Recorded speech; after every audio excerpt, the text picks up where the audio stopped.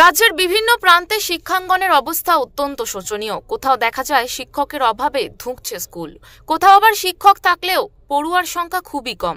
এবার সম্পূর্ণ বিপরীত ছবি ধরা পড়ল দক্ষিণ চব্বিশ পরগনার পাথর প্রতিমায়।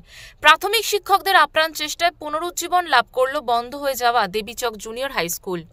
দেবীচক প্রাথমিক বিদ্যালয়ের প্রধান শিক্ষক আশিস বেরা জানান, তারা উদ্যোগ নিয়ে বাড়ি বাড়ি গিয়ে পড়ুয়াদের জোগাড় করেন। বর্তমানে দেবীচক প্রাথমিক বিদ্যালয়ে 56 জন এবং দেবীচক জুনিয়র হাই স্কুলে 34 জন ছাত্রছাত্রী পড়াশোনা করছে।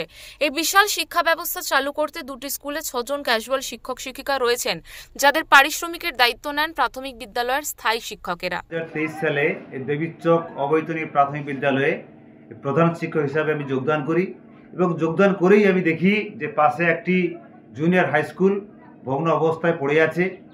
সঙ্গে সঙ্গে আমার যে শিক্ষক ছিলেন, সহকারী শিক্ষক দুজন, তাদের সঙ্গে আলোচনা করি এবং আলোচনা করেই সঙ্গে সঙ্গে আমরা নতুন শিক্ষাবর্ষে ভর্তির জন্য প্রস্তুতি নেই যে দুইটি স্কুলের আমরা একসঙ্গে ছাত্রছাত্রী ভর্তি করাবো।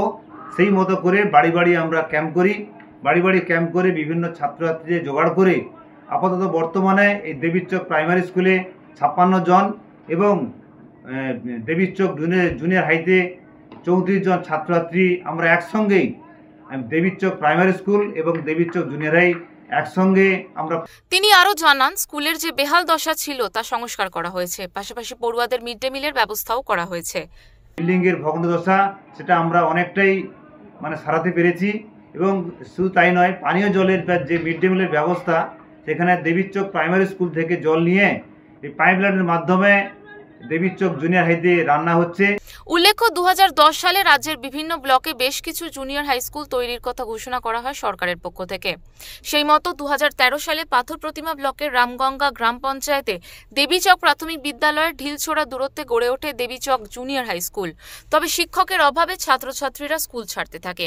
তখনই ত্রাতার ভূমিকায় দেখা যায় প্রতিবেশী দেবীচক প্রাথমিক বিদ্যালয়ের শিক্ষকদের। এমনই এক শিক্ষিকা অনিমা সাহু, যিনি এগিয়ে আসেন এই পড়ুয়াদের ভবিষ্যৎ করতে। যখন শিক্ষকরা আমাদেরকে বলল যে এরকম একটা উদ্যোগ নিয়েছে, তাই বাড়ির অভিভাবকরাও বলল যে না, এটা একটা ভালো কাজ করো বলে সাপোর্ট করাতে আমরা এসছি।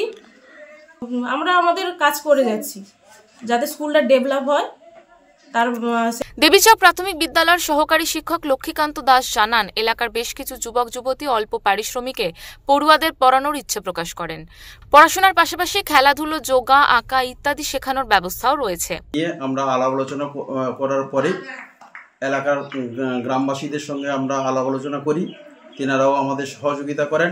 তাদের ছেলেপুলেকে দূরের কোনো বিদ্যালয়ে না পাঠিয়ে আমাদের বিদ্যালয়ে পাঠিয়েছেন। বর্তমানে এই বিদ্যালয়টিকে আমরা এলাকার বেকার যুবক যুবতী তাদেরকে আমরা আহ্বান করেছিলাম, তারাও আমাদের অল্প পারিশ্রমিকে এখানে।